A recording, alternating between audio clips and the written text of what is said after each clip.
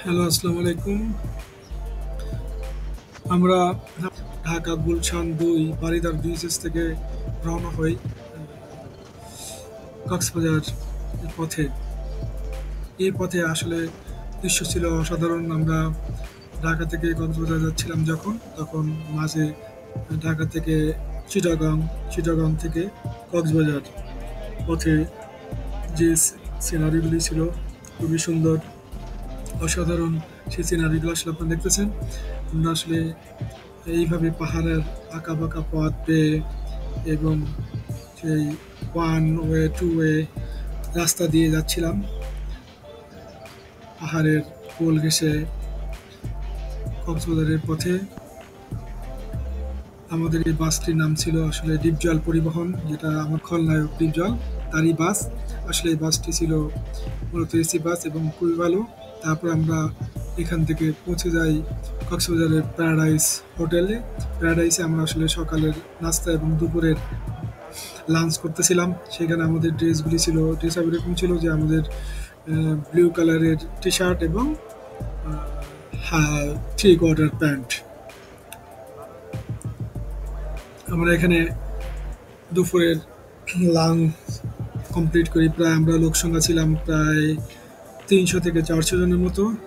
২৫০ জন ছিল স্টাফ, আর ৫০ থেকে ১০০ জন ছিল কিছু গেস্ট এবং আমাদের সিনিয়র কর্মকর্তারা।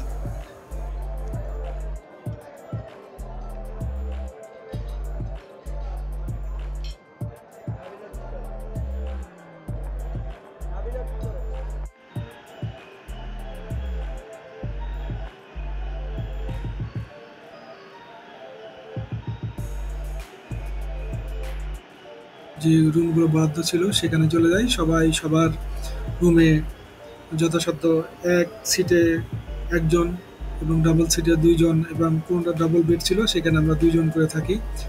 সেই হিসাবে আমাদের এক রুমে ২ জন থেকে ৪ জন ছিলাম। রুম যথেষ্ট ভালো ছিল এবং আমি এই যে রুমগুলি যে দেখাচ্ছি এই রুমগুলি এরকমই ছিল।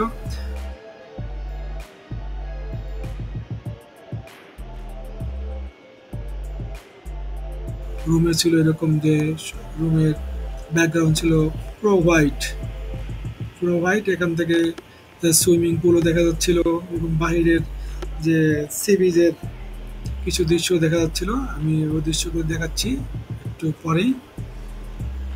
হয়তো আমাদের যে ব্যালকনি ছিল, ব্যালকনির পাশেই আমাদের গ্লাসের ছবি দেখা যাচ্ছিল।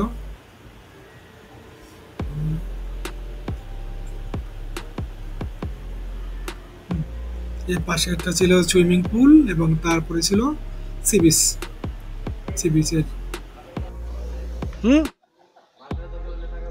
থেকে রামুতে, রামুতে ১০০ হাত লম্বা মূর্তিটি, সেই মূর্তিটি দেখার জন্য সেখানে মূলত আমরা ছিলাম ১ থেকে ২ ঘন্টা। ২ ঘন্টা থাকার পর সবাই ওখানে সবার সাধ্যমতো ছবি উঠাই। ছবি উঠানো শেষ হয়ে গেলে কথাবার্তা বলি এবং বলার পরে আমরা মূলত ওখান থেকে চেষ্টা করি বের হওয়ার জন্য। এই বের হয়ে আমরা আসলে চলে যাব উখিয়ার দিকে। সেই পর্যন্ত আশা রেখে আমাদের সাথে থাকবেন। আল্লাহ হাফেজ।